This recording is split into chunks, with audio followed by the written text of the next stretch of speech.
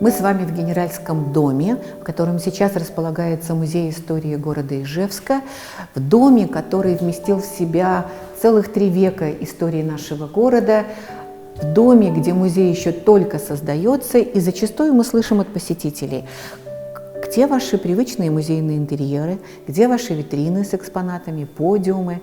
Да, предметов интерьера, мебели у нас не так много, но тем не менее каждый из них имеет свои истории.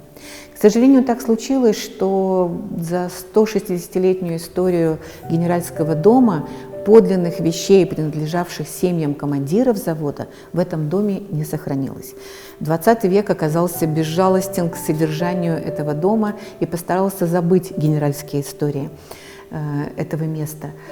Но сегодня мы собираем свидетельства времени, связанные не только с этим домом, но и с нашим городом. И поэтому первое, что встречает нас при входе в музей, это вот эти уличные фонари. Еще совсем недавно, в середине прошлого века, они висели на улицах нашего города, освещали эти улицы, висели на столбах. И когда происходила замена уличного освещения, то мы с благодарностью говорим слова благодарности объединению «Ижгэт», которое предложило музею сохранить вот эти светильники. Некоторые из них мы выбрали, и, как видите, сегодня они создают нам ощущение прохода по улице Ижевска, которая освещает вот эти старые фонари. Да и вот эти доски, которые кажутся просто неким дизайнерским решением, на самом деле когда-то были частью дворовых усадеб на углу улиц Кирова, Пушкинской, где сейчас строится новый квартал современных домов, старые деревянные дома снесены, но это дерево — напоминание нам еще о том деревянном Ижевске, которого все меньше остается в нашем городе. По-разному попадают в музейные хранилища предметы, которые мы называем экспонатами. Экспонаты, когда они выставлены для всеобщего обозрения, экспонируются, то есть представляются. И вот одной из наших интересных находок, приобретением, мы считаем вот эти домашние карнизы. Это целый комплект, целый набор, который когда-то украшал один из домов по улице Красной. Кому он принадлежал? Представителю купеческого сословия или кому-то из мастеровых, оружейников. Сейчас сказать трудно, но совершенно очевидно, что вот это прекрасное дерево, которое настолько прочное, что даже выглядит как металл, с прекрасными точеными деталями, деталями декора, которые выполнены в стилистике модерна начала века и, конечно, были украшением дома, а сегодня стали украшением нашего музея. Наверное, в какой-то столовой Генеральского дома вполне мог стоять вот такой старинный буфет. Он никогда не принадлежал имуществу этого дома. Это вещь, которую мы приобрели позднее. У нее нет того, что мы называем легендой, поскольку мы не знаем, в какой семье бытовал этот предмет. Но бесспорно одно. Он относится к концу XIX или, скорее всего, началу XX века. Он явно сделан здесь местными мастерами. Известно, что ижевские мастера прекрасно делали домашнюю мебель, и очень многие ижевчане вспоминают, какие прекрасные горки, буфеты, самодельные всякие резные предметы стояли у них в домах. Вот, очевидно, этот предмет из такого же разряда. Он выполнен из дуба, сделан с прекрасными дверцами, со стеклением, с резными деталями, декор которых тоже характерен для стиля модерн, как и виденные нами карнизы. Посмотрите, вот эта стилистика морских коньков, которые здесь представлены, она, конечно, достойна внимания и уважения.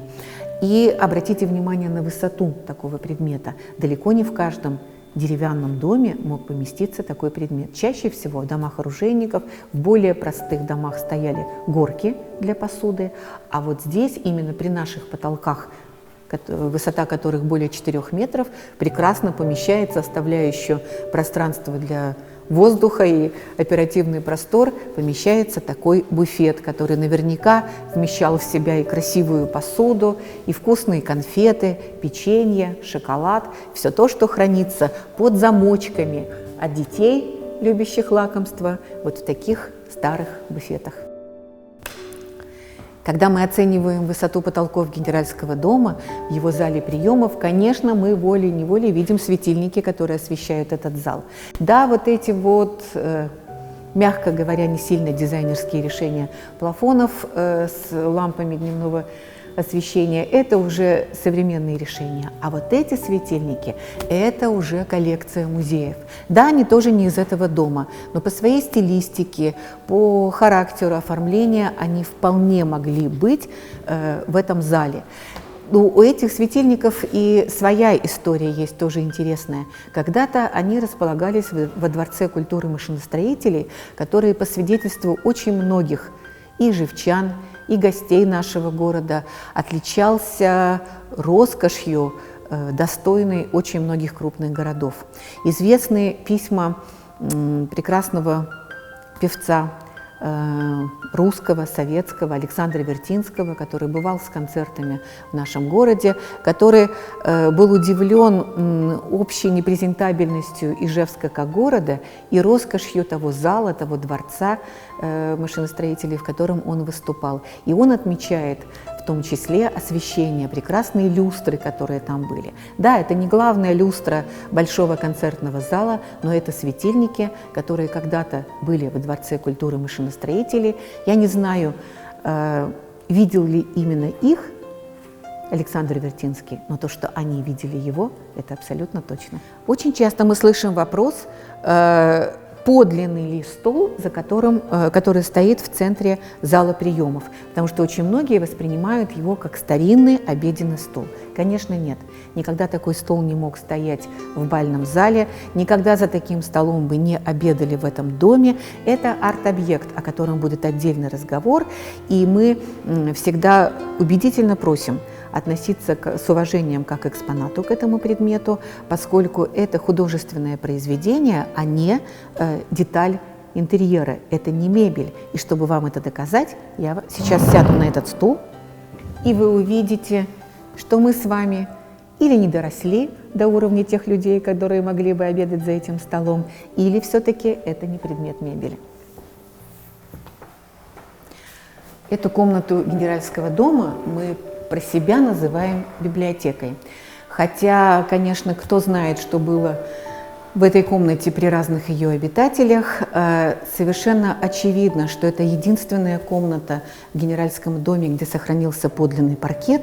Он вот под этим зеленым покрытием, мы видим здесь небольшой такой провал в этом покрытии, там под более поздней, покрашенной нами древесно-волокнистой плитой есть прекрасный наборный паркет. Конечно, в не очень хорошем состоянии, но очевидно, что он дубовый. Мы провели его исследование и очень надеемся, что можно будет его восстановить. Даже вот здесь под краской видны такие ромбовидные следы, которые говорят, что здесь действительно скрывается подлинный паркет Генеральского дома. В советское время, когда здесь располагалась станция скорой помощи, этот зал использовался для автоклавной.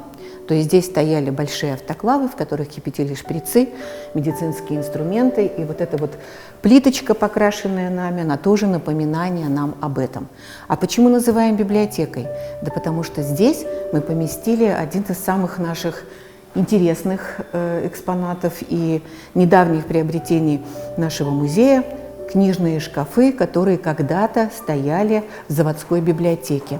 Дворец культуры машиностроителей, где была, наверное, самая крупная и самые первые, располагались раритеты самой первой библиотеки заводской в нашем городе. А это не случайно, ведь, собственно, все культурные начинания в Ижевске, они шли от завода. Первый театр, первая библиотека, все это появилось еще в XIX веке и зачастую по инициативе как раз заводского руководства, заводских чиновников. Известно, что и заводская библиотека появилась по инициативе генерала Дмитриева Бойцурова, который жил в этом доме, и организована она была в 1899 году к столетию Александра Сергеевича Пушкина.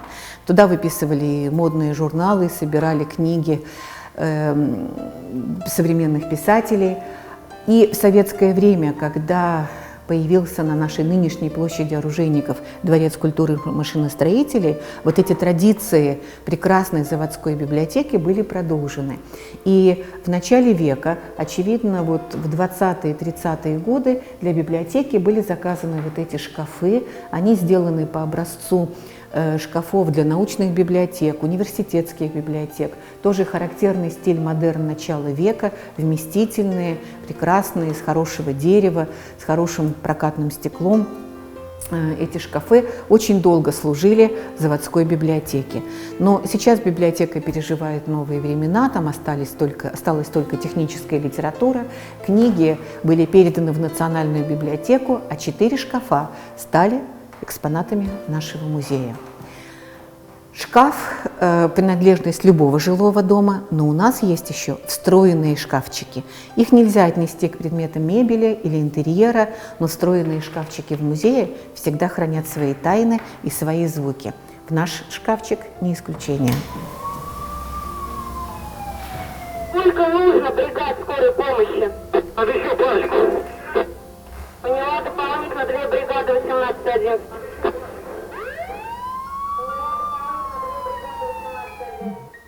Вот это напоминание о разных историях и разных пластах истории Генеральского дома, связанные со станцией скорой помощи, это наша маленькая музейная шутка для посетителей, которые, конечно, всегда вздрагивают, когда открывают этот шкафчик и слышат завывание сигнала машины скорой помощи, медицинские инструменты, старые вот эти шприцы, которые еще кипятили. Но музейщики тоже любят иногда пошутить, тем более, что таким образом можно рассказывать истории нашего дома.